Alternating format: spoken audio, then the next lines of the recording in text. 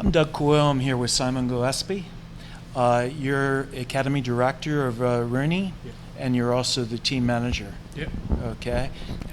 Tell us a little bit about both.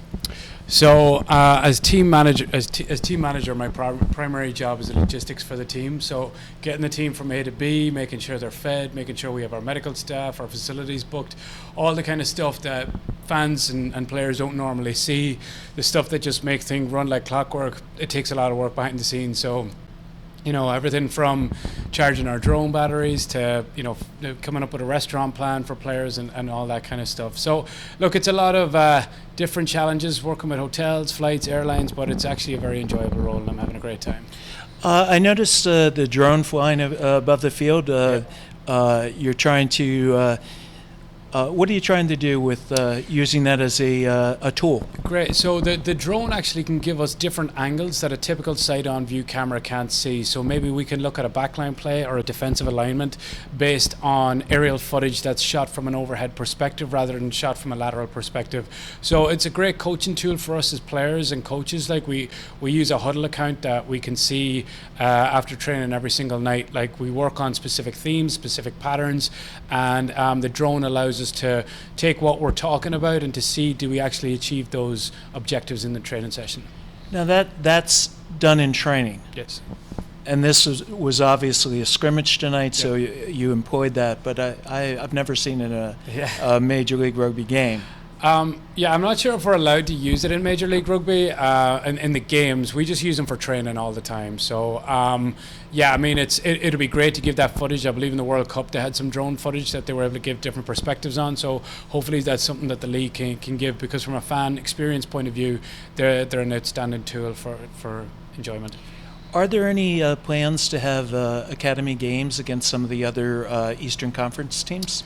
MLR teams? Yeah, so interestingly now, we had a conference call at the start of this season about what we were going to do with academies, and actually a real challenge is to define what an academy is, and every team has different objectives and different outcomes for what their academy is. Some people like us view academies as things that should be for specific age groups like U18, U20s, U23s, whereas other people see academies as kind of like a player development group that they can fast track players onto the squad. Like so, some people have senior academies. It's only 7 or 8 players, but like for us this year, our major objective is to target high schools. So we actually have a team from Ireland that's coming to scrimmage against a Rooney high school team, and that's going to take place on March 15th in MCU Park as a curtain raiser to the Seattle Seawolves game.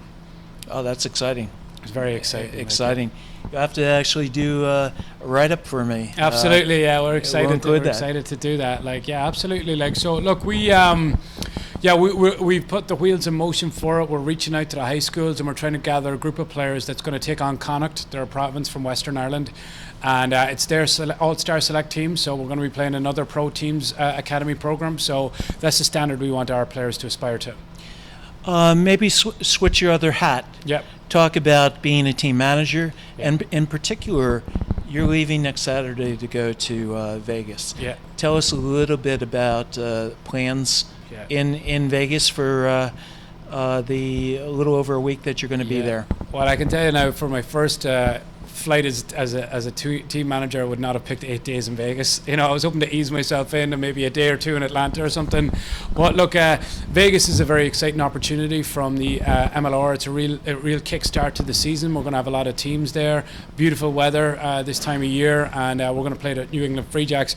But then in terms of the week, we have a lot of on the field and off the field goals. Like from an on the field perspective, we're looking at a kind of a warm weather training camp, even though it's only going to be in the 60s, because we're used to training in the 20s and 30s over here. So it gives us time that we can we can just enjoy the field experience rather than worrying about the cold. We're also going to work on a lot of recovery and post-game stuff, like post-game analysis, some S&C. We're going to do a day in UFC Performance Institute where we're going to meet guys like Forrest Griffin from the UFC Hall of Fame, and they're going to work with us on developing our grapple and wrestle techniques. You've located the team really outside of Vegas. Yeah. You're closer to Sam Boyd? Yes, we have. So what we're doing is for the match day nights and the pre-match nights, we're staying in the Westgate Hotel. But then the midweek experience is going to be in three basically large Airbnbs, large houses that we're hoping to develop a bit of a team bond for players to get to know each other, because we have had a significant turnover from last year and a lot of new players. So we want to get to know each other and form a family-like atmosphere. So to do that, we want players to live together and enjoy each other's experiences and find out a little bit more about each other's personalities. That's always a great bonding experience going on tour. I founded Monmouth Rugby Club and went on, I think the club's gone on over 25 tours. Great. It's excellent experience for anybody. And I'm sure it's going to be great for the team to do that, especially when you have 6 away games at the start out of the first 8 weeks, even though one technically it's a home game against Austin. Sam Boyd's an interesting prospect for you. USA Sevens, I'm covering that in LA. Sam Boyd, they always complained about the narrow pitch. Yeah. Well, we know it's going to be. What challenges does it have when Rooney likes to get the ball wide? Yeah, absolutely. In terms of, we know it's going to be a war of attrition on the narrow field. It's going to be extremely physical. We know the New England Free Jacks are going to be really up for this game. I'm sure they've done their homework on us. We're trying to do a bit of work on them. But look, at the end of the day, in a tight field, it's going to be about winning collisions, and we have to get the go forward ball. New England Free Jacks are going to try and do the same. So, look, if we're we know now that it's a narrow field, so look, there's only one way to score in a narrow field. You can try and get a wide, but you'll run into the sideline pretty quick. But we know ultimately that it's going to be a physical duel to win the gain line, and that's what we're preparing for.